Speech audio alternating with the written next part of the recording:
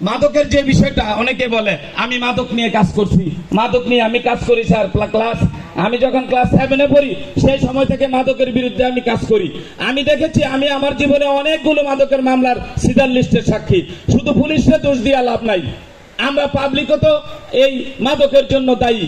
কারণ আমি আনোয়ার, আমি উপজেলার চেয়ারম্যান, আমার সাথে মাদক বিক্রেতা ঘুরে আমি তাকে কিছু বলি না, আমার সাথে মাদক সেবী ঘুরে আমি তাকে কিছু বলি না, অথচ আমরা মন চাইছা সব সাধু হইয়া যাই। আমি একটা বাস্তব অভিজ্ঞতা বলি। আমার এক ওয়ার্ড আওয়ামী লীগের সেক্রেটারি, তার মোবাইল হারিয়ে গেছে মানে সোমবারে হাটের মধ্যে ভিড়ের মধ্যে থেকে নিয়ে গেছে। এই মোবাইলটা 1 মিনিট স্যার এটা বলে আমি শেষ করব যে আমরাও যে দায়ী, খালি আপনার করে দুষলে দইতো না, আমরাও দায়ী। পুলিশ মাদক ধরলে সাধারণ একটা মানুষকে যদি বলে সিজার লিস্টে এসে একটা সই দেন, সই দেয় না, মনে হয়তো মনে সইটা দিলে 13 মাসের ফাঁসি হইব।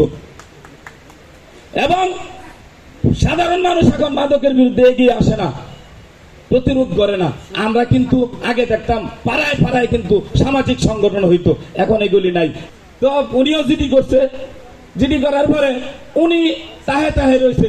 আমারে কয় বাগিনা, আমি কিন্তু ছোট্টারে দেখলে চিনবো। আমি কই মামা আবার সোমবারে আপনি বাজারে ঘুরেন। তো সোমবারে তো আমাকে হাট খুব ভিড় হয়।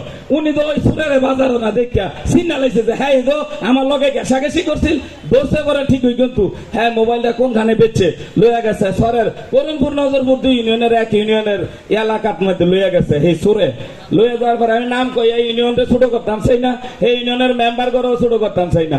হ্যাঁ যেন বেচছে মোবাইল হ্যাঁ লইয়া গেছে আপনার সদর থানার এক পুলিশ অফিসার সহ।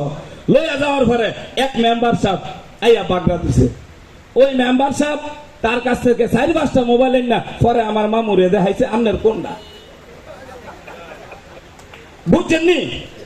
আমরা বললাম সুর ফালি, আমরা বললাম মাদক বিক্রেতা ফালি, আমরা বললাম সন্ত্রাসী ফালি।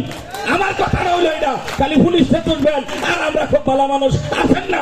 পুলিশ এবং জনতা মিল্লা বিশ্বে দেখি কোথায় সন্ত্রাসী, কোথায় মাদক বিক্রেতা, কোথায় অবৈধ অস্ত্রের সংযোগ যোগানদাতা। তাইলে এই সমাজ একদম ভালো হয়ে যাবো, আর নাইলে হইব না। আমি আনোয়ার যদি মনে করি আমি ভালো মানুষ, আর কোনো খারাপ মানুষ আর কোনো ভালো মানুষের দরকার নাই, আমি ভালো থাকলে চলবো, তাইলে এই দুনিয়ায় ভালো থাকতো না। মেম্বার সাহেব 8-10টা মোবাইল এনে দিয়ে কয় নেন আপনি যখন আনোয়ার ভাইয়ের ইমুক নেন আপনার কোনটা।